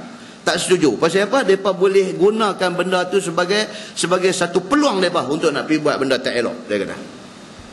Seperti katanya ia hendak ke masjid tetapi ia lain kiranya. Itu dia kata takut. Abang nak pergi ke lain tapi pergi ke lain. Faqala fa'alallahu bika wa fa'ala. Tu dah bahasa Arab tu. Dia tak boleh terjemah sepatah-sepatah. Kalau terjemah sepatah tak membawa makna. Okey, fa'alallahu bika wa fa'ala. Allah buat kepada hang dan Allah dan buat. Apa benda? Fa'alallahu bika wa fa'ala maksud dia apa? Celaka hang ni. Itu maksud baru kita faham. Bahasa Arab tu dia satu ungkapan kata-kata yang tak boleh ditranslate word by word. Dia tak membawa maksud. Satu tu fa'alallahu bika wa fa'ala maksud dia kata apa? Celaka hang. Itu maksudnya. Fa'alallahu bika wa fa'ala. Maka apabila didengar oleh Umar akan kata anaknya itu, maka berkatalah Umar dengan marahnya. Dia kata memperbuat Allah kiranya akan dikau dan memperbuat ia. Itu kalau terjemah. Perkataan ini pada bahasa Arabnya adalah sumpah. Seolah-olah maknanya binasa engkau. Itu maksud perkataan tu. Bila anak dia bangkang dia kata celaka hang ni. Dia kata, pasal apa? Aqulu qala Rasulullah sallallahu alaihi wasallam wa taqulu ta'zan. Dia kata, tadi aku dah kata, yang kata benda ni adalah Nabi sallallahu alaihi wasallam. Tiba-tiba engkau kata jangan. Dia kata, hang tahu tak yang hang bangkang ni bukan aku tau. Hang bangkang ni Allah. Allah suruh Nabi bagi izin. Nabi bagi tahu kata bagi izin orang perempuan pergi masjid malam-malam. Bila hang tak setuju, makna hang bukan tak setuju dengan aku. Hang tak setuju dengan Nabi. Maknanya hang tak setuju dengan Allah. Celaka hang, dia kata. Ini Sayyidina Umar Al-Khattab. Dia marah lagu tu. Marah. Pasal apa? Pasal benda tu hak Allah punya. Kita tak boleh kata lagu tu. Sama macam kes hukum hudud ni. Tak kira lah dia Cina ke, dia Hindu ke, dia apa ke. Dia tak boleh secara terbuka menghina undang-undang Islam kita dan menghina agama kita. Tak boleh. Cerita dia tak boleh, itu saja. Maka perlu diberi ingat kepada dia, kata dia tak boleh cakap macam tu. Hari ni apa sahibus samah Tan Sri Mufti Perak tegur. Dia tegur dah. Dia kata dia ni Cina ni tidak berhak bercakap tentang hukum ini. Kerana ini hak agama. Hak eksklusif agama Islam. Memang kena abang lagu tu, kena ajak lagu tu supaya dia reti menghormati agama orang. Kalau kita hina agama dia rasa macam mana? Demikian hal kalau dia hina agama kita. Justru dalam Islam, kita orang Islam pun dilarang menghina Tuhan mereka dan dilarang menghina agama mereka. Pasal apa? Pasal kita hina Tuhan dia, kita hina agama dia, dia akan hina agama kita, dia akan hina Tuhan kita. Supaya dia tak menghina agama kita, kita jangan hina agama dia. Tuan-tuan, Nabi nak lepas tentera pergi perang. Nabi nak lepas tentera pergi perang. Nabi bagi briefing kepada tentera. Kita baca dalam Sahih Bukhari ada, dalam Sahih Muslim pun ada. Apa dia yang Nabi brief tentera yang nak pergi perang ni? Nabi kata, iyakum, jaga-jaga hampa dengan benda-benda ni. Apa dia? Yang pertama, kanak-kanak. Betul kita nak pergi berperang dengan musuh, tapi jangan sampai hampa mencederakan budak-budak. Hati-hati hampa dalam perang ni, jangan sampai hampa mencederakan wanita. Nabi kata, betul, perempuan tu bini kepada orang hak menentang kita, tapi dia perempuan, jangan cederakan dia. Hampa turun pergi berperang ni, hampa jangan cederakan ajuz, orang-orang yang lemah, orang tua, tak larat. Jangan. Betul, dia bukan orang Islam dan dia duduk dalam geng yang menentang kita, tapi kita tidak boleh mencederakan dia pasal dia ajuz, dia orang lemah. Dan Nabi kata yang keempat apa dia? Jangan kita pergi cederakan orang yang berlindung di dalam rumah ibadat mereka. Dia duduk dalam rumah ibadat dia, dalam tokong dia, dalam kuil dia, dalam gereja dia. Islam tak bagi kita pergi rempuh rumah ibadat dia. Bagi respect kepada hak beragama dia. Islam ajak macam tu. Jadi kita hari ni pun kita tak boleh tu. Apatah lagi orang nak menjengkai agama kita. Tak boleh. Kita tak boleh kata biarkan dia lah. Tak boleh. Pasal itu kemuliaan agama kita. Kehormatan agama kita. Sensitivity kita kena ada. Muslimin dan muslimat yang dirahmati Allah, bukan susah, tegur aja. Pihak authority tegur aja. Next time you don't ever bercakap tentang benda ni. Pasal apa? Pasal ini hak agama kami, dan kamu pun tak mau kami menghina agama kamu. Kita boleh hidup dalam satu negeri berbilang kaum. Pasal apa? Pasal ada hormat menghormati. Kalau hang langgar kehormatan kami langgar kehormatan hang, tidak ada lagi kedamaian di dalam negeri ini. Kena cakap macam tu, ketegasan tu kena ada. Muslimin dan muslimat yang dirahmati, pasal tak pergi forum di masjid tu, dengar sini sikit jadilah. Kada pula kawan tiba, ustaz ni bertam indah ada forum apa malam ni. Saya kata tak apalah, nak pergi sana, pergi, nak main sini main. Kata bukan kata pergi sana saya tak mau kawan. Bukan kata main sini depa nak potong nama, tak. Tapi lah dengar tang mana pun benda agama, di mana pun sama aja. Quran itulah dia nak baca, hadis itulah yang dia nak baca. Yang penting apa dia? Kita dapat apa yang disampaikan kepada kita.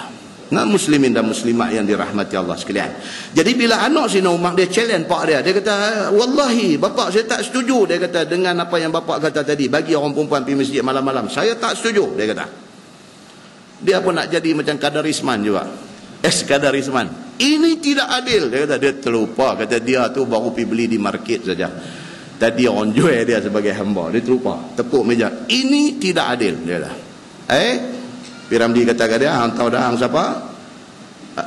Okey, sorry balik. Terlupa. Manusia memang begitu. Kan? Baik. Kemudian dia kata apa? Aqulu qala Rasulullah sallallahu alaihi wasallam wa taqulu ta'zan. Sayyidina Umar kata, tadi bukankah aku kata, yang kata benda ni ialah Nabi sallallahu alaihi wasallam. Ni aku kata ni, Nabi yang kata benda ni. Boleh hang pi kata hang nak bangkang apa yang Nabi kata? Sayyidina Umar kata lagu tu.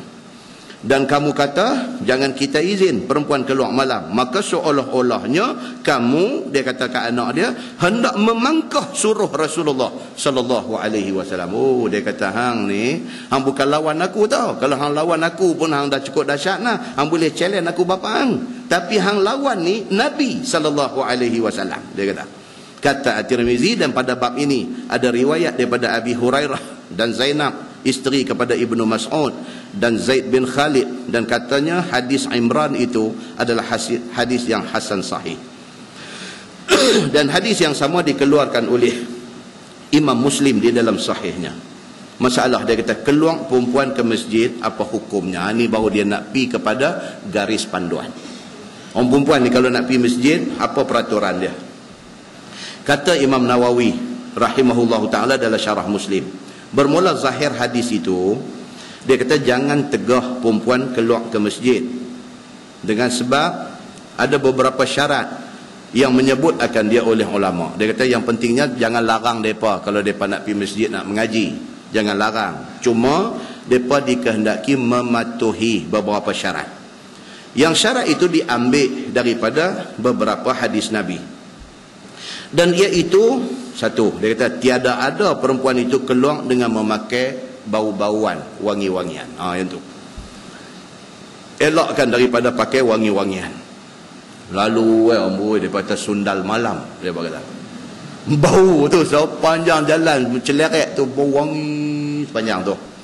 Itu mengganggu konsentrasi imam. Sampai imam pun baca pun silap. Kan? Jangan jadi imam. Malam tu masjid kita ni, masjid baru kita ni, budak-budak kan, mereka pun sonok juga. Mereka ni sonok budak-budak ni, dia bukan nanti raya nak sonok, dia kira nak sonok. Masjid baru, atas tu mereka conquer semua. Domai aciligan, larinya ligan tu patah balik, mai ligan tu. Macam mana nak selesai masalah tu? Nak larang tak bagi ibu bapa bawa anak pi, tak menasabah sangat. Kita nak ajak budak-budak pi masjid, itu tidak hikmah kalau terus larang. Habis nak buat macam mana? Nak sediakan rantai besi, bila mereka main rantai budak-budak ni semua duduk satu tempat, bagi satu orang pegang ekor pari tunggu, itu sudah barbarian dia panggil. Itu dahsyat. Habis nak buat macam mana? Budak-budak ni tak mau bagi hingat ni, nak buat macam mana? Kena pakai-pakai fikir lah. Mak pak hak bawa tu kena awal-awal lah beritahu kat anak dia. Kalau anak dia jenis tak boleh duduk diam, jangan bawa pergi masjid. Kalau anak ni jenis tak boleh duduk diam, jangan bawa pergi masjid. Pasal apa? Mengganggu khusyuk orang dalam sembahyang. Kalau anak dia boleh dengar cakap, bawa pergi, tapi peringat betul-betul. Bila jadi malam tu, Tok Imam hafaz Quran. Kata bukan masjid ni jangan, kita tak boleh pergi imam itu. Standard kita tak ada. Mereka punya semua situ semua hufaz, semua geng-geng hafaz Quran tu yang ada jadi imam tu. Bacaan tentang pilah jemaat pun dengar sedap, rasa macam duduk Masjid Nabawi tu. Mana dengan aircon duk keluar kok perdu tiang tu. Berasa macam ni, aku ni di Madinah ke di mana ni, sonok. Macam tu dia bising, wah dia atas, Tok Imam lupa surah. Lupa. Pasal apa? Bila jadi lagu tu tuan-tuan, otak kita dah duduk ada sana. Itu sebab ada larangan kita bila lepas sembahyang wirid ni tak mau derai. Pasal apa? Inilah dia punya sebab dia. Bila kita lepas sembahyang wirid kita derai, orang yang main lambat ni, dia duduk sembahyang di belakang jemaah apa ganggu. Hari kena kat orang kita tak tahu, hari kena kat kita. Hari kita pergi lambat sampai tu imam lepas sembahyang wirid derai ni.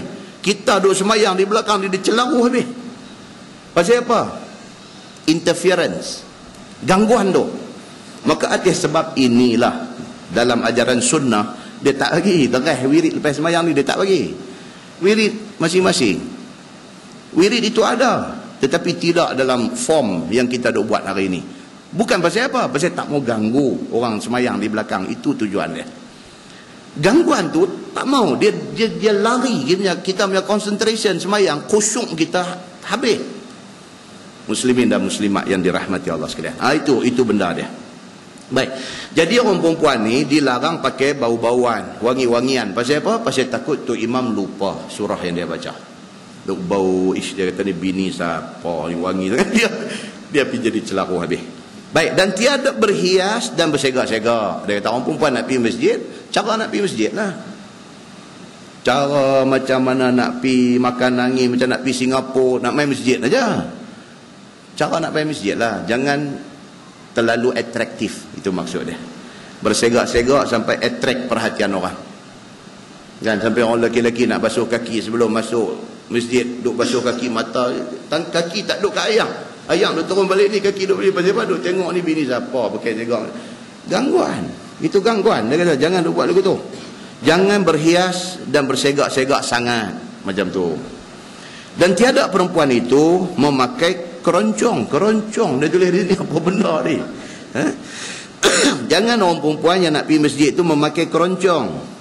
Dia buah dalam bracket ni, dia kata gelang kaki ataupun sebagainya. Jadi lagu bunyi kecing bunyi lagu tu. Itulah keroncongnya.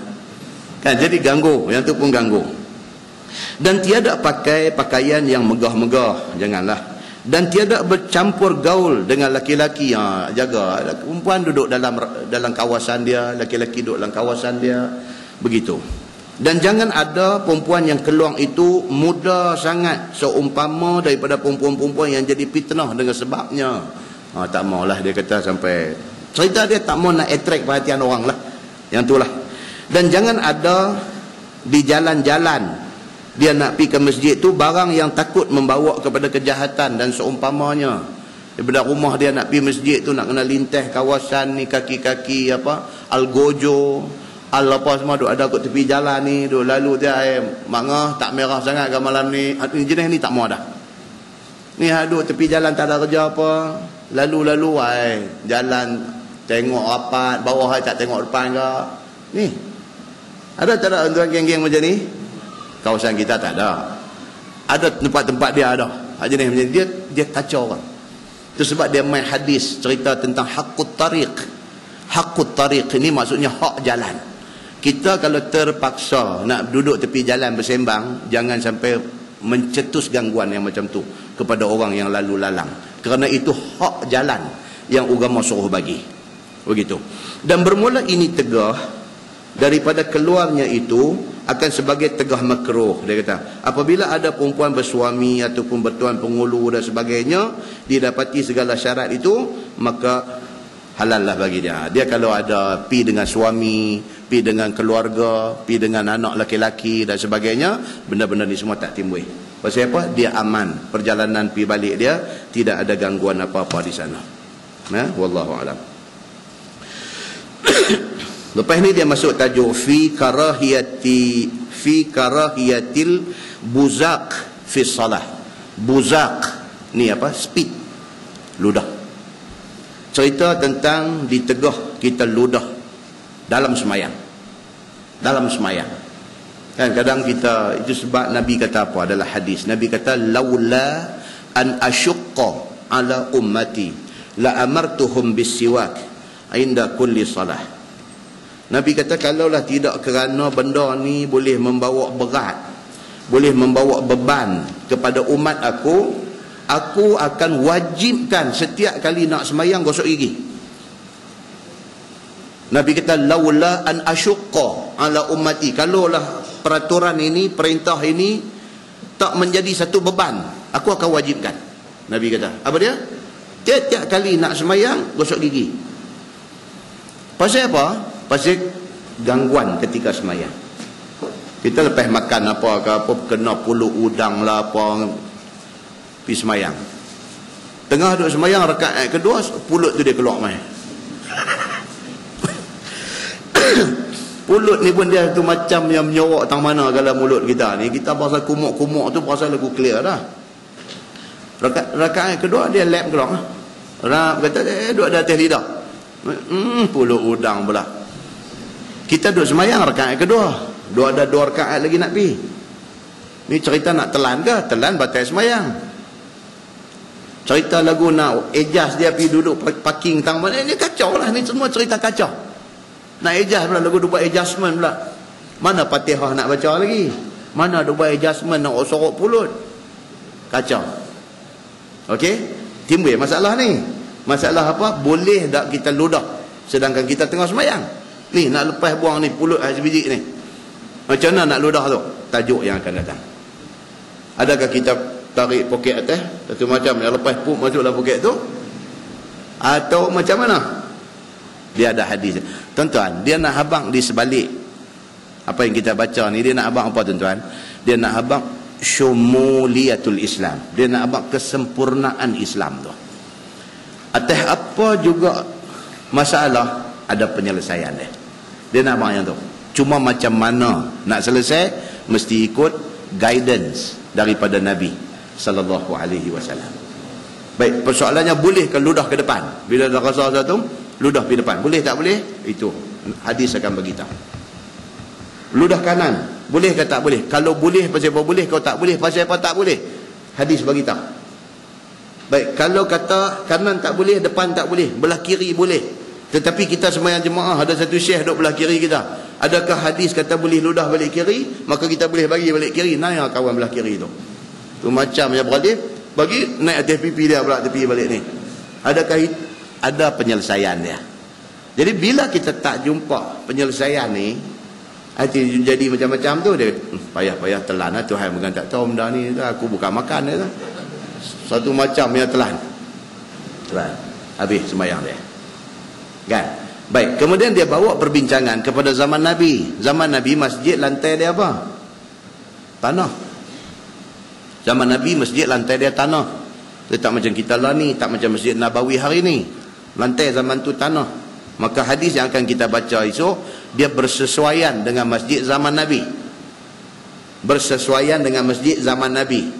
So, macam mana nak sesuaikan pula hadis tu dengan masjid hari ni? Dia akan bawa perbincangan ulama esok ni.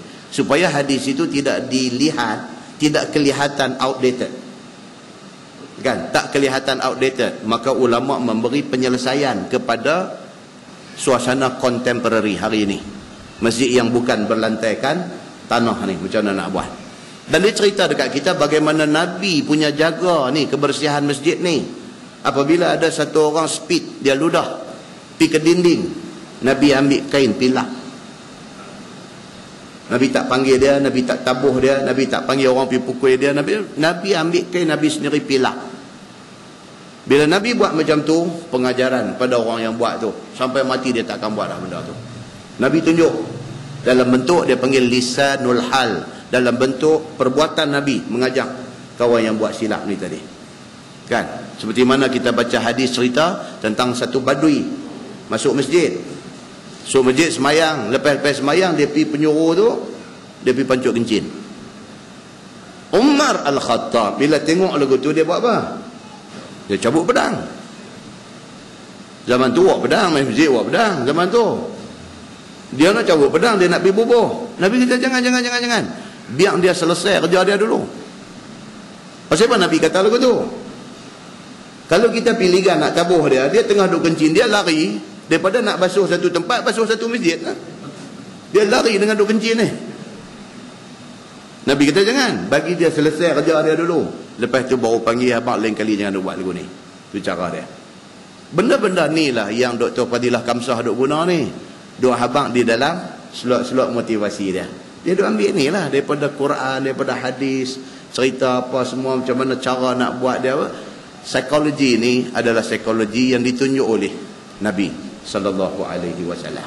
Itu tajuk tentang ludah sahaja. Dia ada 2-3 muka. Lepas tu dia mai balik kepada cerita ayat sajdah ni. Adakah iqra bismi rabbikal ladzi khalaq itu termasuk dalam ayat sajdah? Kan dia duduk apa nama wasjud waqtarib tu pada ayat mana? Ayat last. Jadi adakah bila kita baca surah Al-Alaq, iqra bismi rabbikal ladzi khalaq ni, bila mai tang ayat last wasjud waqtarib, adakah kita nak sujud? Siapa yang kata itu ayat sajdah, siapa yang kata itu bukan ayat sajdah, dia akan bagi tahu kat kita.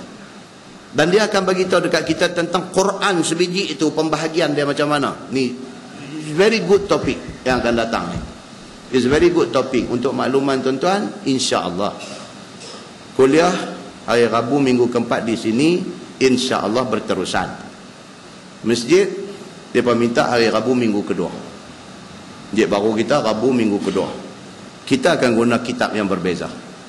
Kitab sini, kitab sana kita akan cari satu tajuk lain untuk baca insya-Allah. Bulan 1 yang tu baru kita start. Bulan 1 baru kita start. Kan? Jadi dia akan cerita dekat kita, cerita tentang Quran yang hak kita tahu, hak kita tak tahu ada sama banyak. Contohnya apa? Contoh Quran yang kita tahu, kata ayat-ayat Quran ni divide 2. Satu Makkiyah, satu Madaniyah. Yang ni very common. Semua orang tahu. Ayat Makkiyah adalah ayat yang turun di Makkah, Madaniyah ayat yang turun di Madinah. Kemudian dalam pada tu pula dia ada terbahagi pula kepada,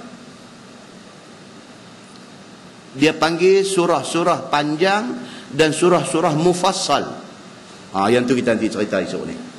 Jadi iqra bismi rabbikal ladzi khalaq ni dia duduk dalam kumpulan mana? Dalam kumpulan mufassal dia panggil. Mufassal ni maksudnya apa? Maksudnya surah pendek. Surah pendek. Sebahagian ulama kata dia start pada surah Qaf. Start daripada surah Qaf tu tarik mai sampai kepada Qul a'udzu birabbin nas, itu dipanggil surah mufassal, surah pendek. Ada sebahagian ulama kata no. Dia kata dia start daripada surah Al-Hujurat turun sampai An-Nas, itu surah mufassal. Dia nak main cerita mufassal tu pula. Bukan mu cari pasal. Mufassal. Dia kata. Lepas itu Imam Syafi'i pula dalam kumpulan surah pendek tu pula dia bahagi pula. Ada surah pendek panjang. Ada pula dia betul. Surah pendek tapi panjang. Dia kata. Contoh yang kata surah pendek panjang ni apa? Surah Al-Hujurat. Dia kata. Nak kata pendek sangat pun tak. Boleh kata panjang. Maka dia dipanggil surah pendek panjang. Surah apa nama? Ar-Rahman. Nak kata pendek, panjang juga. Nak kata panjang, tak panjang sangat. Pendek juga. Maka dia dipanggil surah pendek panjang. Satu. Dia ada surah yang medium. Yang apa nama? Pertengahan. Seperti surah Asy-Syams. Wasyamsi wa duhaha. Surah tu pertengahan. Just nice kalau kita pilih untuk baca dalam semayang. Just nice. Kalau kita pergi pegang Ar-Rahman, ketang lutut habis kawal semayang ni. Kan ambil apa nama agak-agak yang medium, surah Asy-Syams, surah Al-Lail, itu surah medium dia panggil. Dia ada betul-betul surah pendek betul. Contohnya apa? Hak kita duk baca selalu. Yang tu kelebihan kita. Apa dia? Qul huwallahu ahad. Yang tu memang kita tak lepas meh. Semayang apa pun automatik. Waladdallin amin bismillahirrahmanirrahim qul huwallahu ahad. Cantik. Itu dia masuk dalam surah mufassal pendek dia panggil. Kita akan go detail pada bulan 1 insya-Allah. Seronok tuan-tuan. Kita mengaji ni tak tahulah tuan-tuan seronok ke tak, tapi saya seronok sendiri. Ni hadut baca ni pun seronok sendiri dia panggil. Pasal apa? Ilmu ni dia macam makanan. Macam makanan. Macam mana kita enjoy makan, macam itulah ilmu sepatutnya. Sepatutnya lagu tu. Kita rasa kemarin dengan hari ni ada sikit tambahan ilmu, maklumat dekat kita. Kita nak kalau boleh hari ni dengan esok, tomorrow should be better. Sepatutnya dari segi apa? Pertambahan ilmu. So kita attend kuliah pengajian yang boleh bagi input tambahan ni cukup seronok tuan-tuan. Dan amat sayang kepada orang yang tak boleh nak meluangkan masa untuk attend majlis-majlis pengajian ini. Pasal ini bukan untuk orang tapi untuk kita. Tuan-tuan kubung kita. Siapa tak tolong dah? Siapa tak tolong kita? Kubung kita lah dengan apa hak kita carry bawa pergi. Itu saja. Kalau benda hak kita carry itu sikit, susah kita. Kubung pada ketika itu sudah menjadi sempit, sudah menjadi gelap. Tapi kalau benda kita carry itu, amalan kita, apa ilmu yang ada yang kita amalkan apa semua, mampu melapangkan dan mencerahkan kubung, kebaikan itu hanya kita yang dapat. In ahsantum li anfusikum wa in asatum falaha. Tuhan kata hang buat baik, kebaikan tu untuk hang. Tapi kalau hang buat jahat, hang terima padah dia. Kita tangguh dengan tasbih kafarah dan suratul asri. Jangan lupa esok kita puasa. Nah, subhanakallahumma wa bihamdika asyhadu an la ilaha illa anta astaghfiruka wa atubu ilaik. Bismillahirrahmanirrahim. Innal insana lafi khusr illa alladhina amanu wa amilus shalihat wa tawassaw bil haqqi wa tawassaw. اللهم صل على محمد في الأولين والآخرين وسلم ورضي الله تبارك وتعالى عن ساداتنا أصحاب سيدنا رسول الله أجمعين. بسم الله الرحمن الرحيم. الحمد لله رب العالمين حمدا يوافي نعمه ويكافئ مزيدا. يا ربنا لك الحمد كما ينبغي لجلال وجهك الكريم وعظيم سلطانك. رضينا بالله ربا وبالإسلام دينا وبمحمد نبيا ورسولا. اللهم افتح علينا فتوح العارفين وارزقنا فهم النبيين بجاه خاتم المرسلين. اللهم فقهنا في الدين وعلمنا التأويل واهدنا صراطك المستقيم. اللهم أرنا الحق حقا وارزقنا اتباعه وأرنا الباطل باطلا وارزقنا اجتنابه. اللهم اجعل جمعنا جمعا مرحوما وتفرقنا من بعده تفرقا معصوما. وصلى الله على محمد وعلى آله وصحبه وسلم والحمد لله رب العالمين. السلام عليكم.